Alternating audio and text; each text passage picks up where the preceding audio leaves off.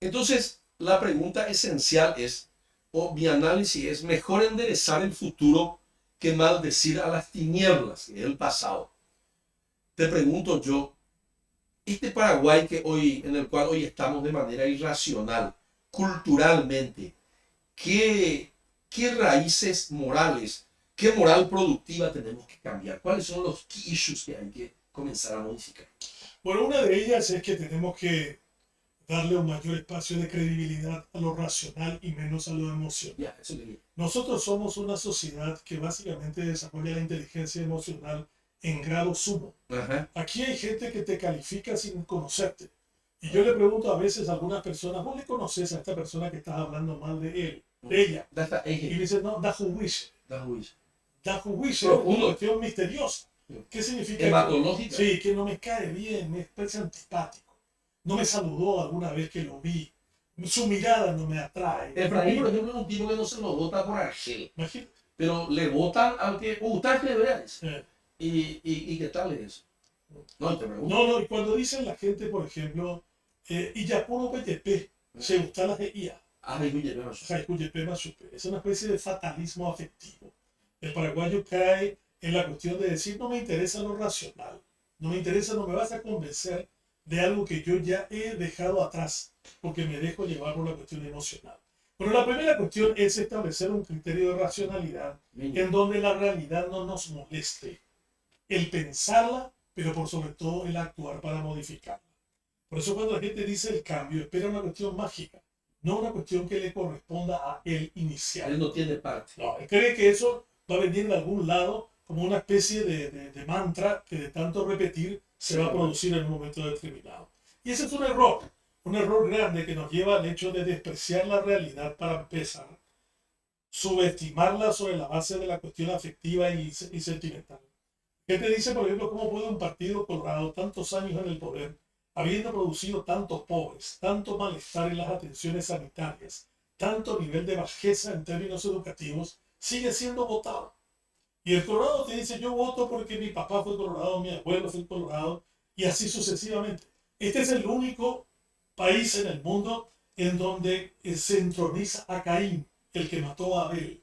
Cuando se dice el Punandí del 47, yo le suelo decir, el Punandí del 47 es el asesino de Abel, el que con un machete terminó sacando y cortando la cabeza de su hermano liberal, que también venía con iguales propósitos del norte de Concepción. Pero nadie en su sano de juicio está entronizando en la guerra civil el desprecio hacia el otro. En Estados Unidos están echando las estatuas del general Lee, porque representa justamente los antivalores de todo lo que significa lo científico, lo racional, en esa pelea feroz que tuvo hacia finales de 1800 en la guerra civil. Sí. Cuando le preguntaban a Lincoln acerca de qué es el peor legado que él puede dejar, dice, no haber podido parar la guerra civil. Y la guerra civil significa una cicatriz que no va a ser curada hasta dentro de 500 años. ¿Allá? ¿Sí? Y acá era el 47. Todavía, Calais cantó ayer en la entronización de Cartes en la ANR el canto a Pinandí. Cantó a Pinandí, le cantó a Caín, entronizando las virtudes de Caín. Entonces, cuando uno escucha todo ese tipo de cosas, son realmente notables. Por ejemplo, mi madre y sus hermanas tenían que ser escondidas en la casa de un tío liberal para evitar que en la guerra civil entraran a la casa de su padre, que era colorado, y terminaran violándola. Pero qué cosa fantástica, porque el tío liberal, el que tenía la posibilidad de que no fuera su casa arrasada ni tomada, era el que le daba la protección durante los 6 meses que duró la guerra civil. Que fue una experiencia, pero perdimos la mejor clase intelectual de este país. Se fue a Buenos Aires. El daño que hizo al Paraguay la revolución del 47 en términos de pensamiento realista y objetivo, no recuperamos hasta hoy. Hasta hoy no tenemos el nivel que tuvimos hasta el 47. Vos que sos febrerista inicialmente, el gabinete de Franco era un gabinete de chicos de 22, 23 años, brillantes. Sí. Franco mismo era brillante. A mí me decía, por ejemplo, el expresidente Carlos Mesa Kirchner, que es raro que Paraguay no tenga una gran ciudad que lleve el nombre del coronel Rafael Franco. Rafael Franco nos ganó la guerra a los bolivianos en Campo Vía. 500 soldados paraguayos capturaron 10.000 bolivianos. No sabían qué hacer con la cantidad de prisioneros que se tenían. Entonces, yo creo que en el Paraguay tenemos ciertos periodos históricos que nos marcaron a fuego. Y la Revolución del 47 es una cuestión nefasta, que no debería ser cantada ni recordada por nadie, porque nos debería dar vergüenza. Porque nos terminó separando a los paraguayos entre rojos y azules y de otro tipo y de otro color. Hasta ahora se habla de libre o franco comunista, como para hablar. Y ahora en estos tiempos suelve de nuevo el argumento de si sos comunista o está con la ideología de género. Ah, sí, también entró ahora. ¿Sí? Sí, también entró. Cuando existe un solo género, que es el género humano. ¿No? Claro. Hay una cuestión que siempre me interesó cuando yo estudiaba economía. Un profesor nos enseñó sobre Kenneth Arrow, que fue premio Nobel en 1972. Y él hablaba, y anoté acá, él hablaba de algunas cuestiones, se llama la teoría de la imposibilidad, o el teorema. Dice que John Locke dice que hay muchas voluntades en una sociedad, por ejemplo la paraguaya, y muchos intereses, y hay una dialéctica de intereses en conflicto, y ahí está la política para dirimir eso de manera democrática y de manera humana, así racional, sin matar todo. Eso es Locke. Y viene Rousseau y dice, hay otra voluntad que es la voluntad general, que es la que le conviene a la mayoría. La general versus la de todos es la dialéctica de intereses en conflicto. Y dice Arrow que las oportunidades, por lo menos una para cada uno, que tú acabas de citar sin haber escuchado esto, la justicia y la libertad, si pudiéramos lograr, en cuanto a estados del mundo, sería lo ideal. Porque la voluntad de todos de Locke no es unánime. Y dice Arrow de que solo el proceso político democrático puede buscar lograr el consenso. Es una elección social interdependiente.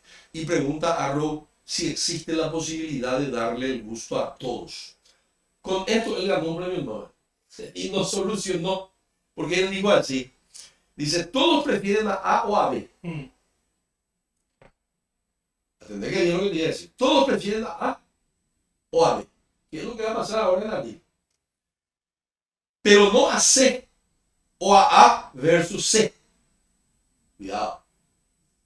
El tercero o el cuarto. La preferencia individual, dice Arrow, puede ser transitiva, pero las colectivas no pueden ser transitivas. Y dice Arrow, mi conclusión, y le dio un premio Nobel, es que es imposible construir procedimientos democráticos que le den el gusto a todos. Y entonces llega mi general y dice, él es el que representa la voluntad general.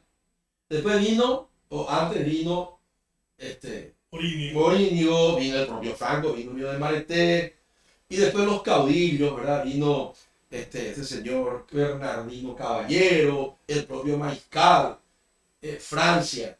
Pero eso es el pasado.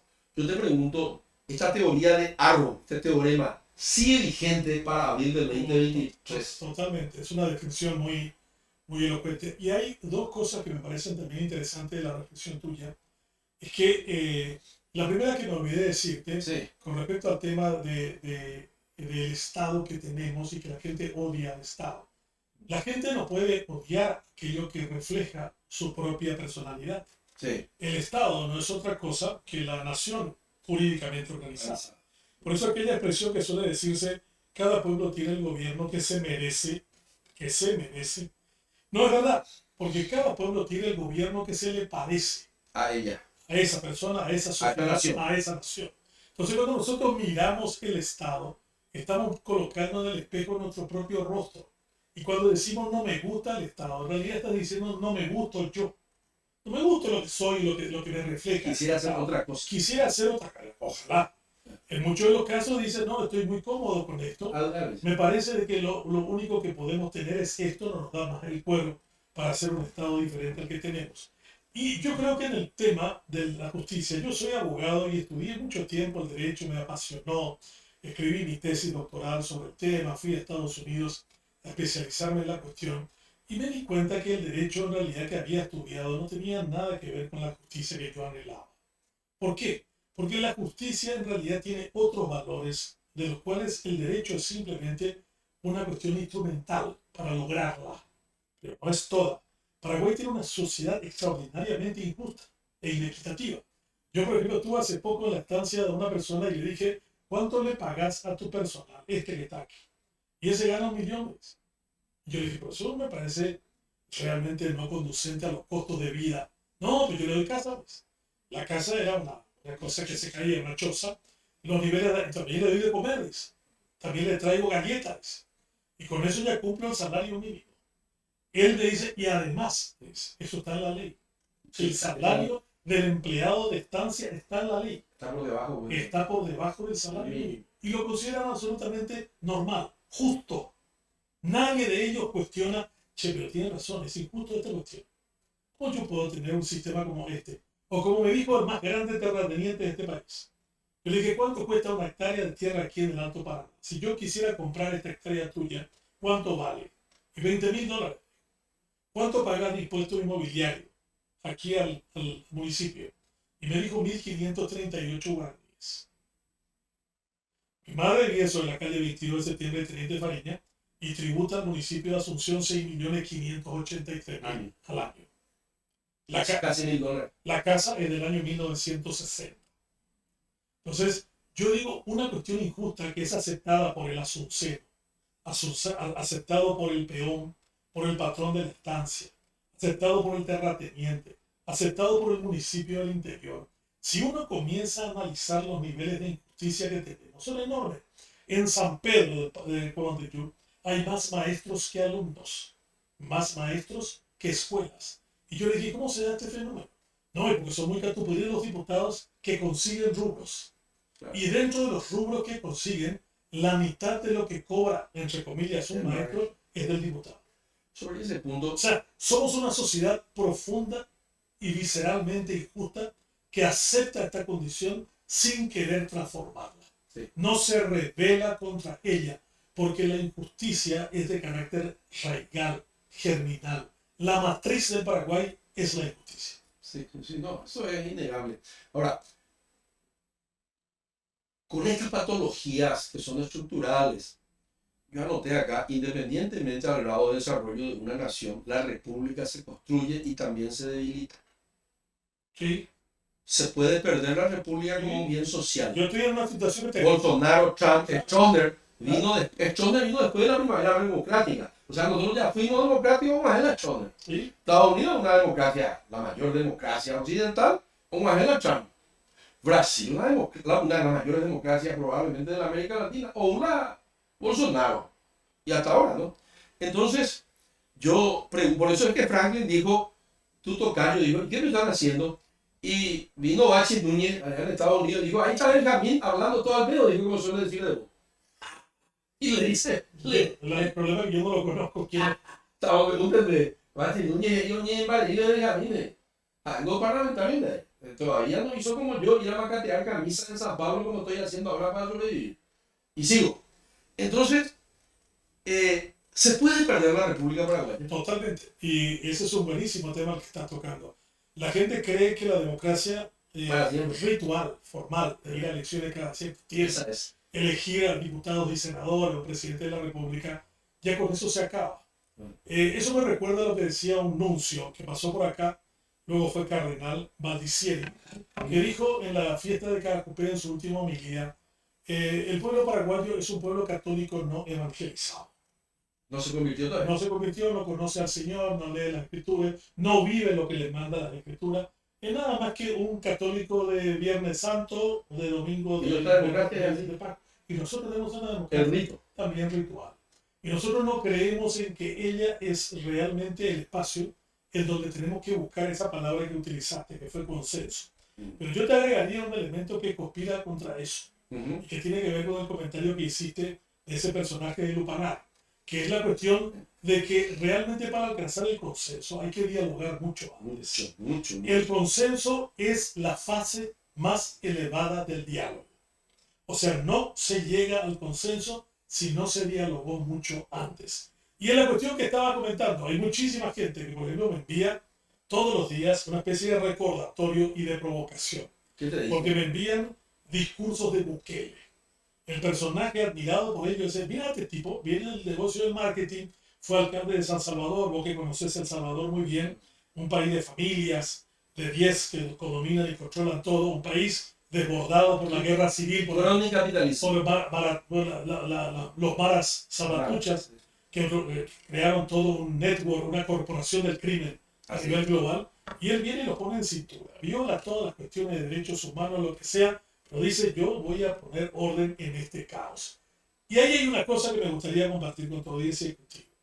Yo creo que tenemos lo que dicen los mexicanos, una acumulación de pendientes, de cosas que no hicimos la tarea de resolverla y que estamos colocándolo como al activo del siguiente autócrata.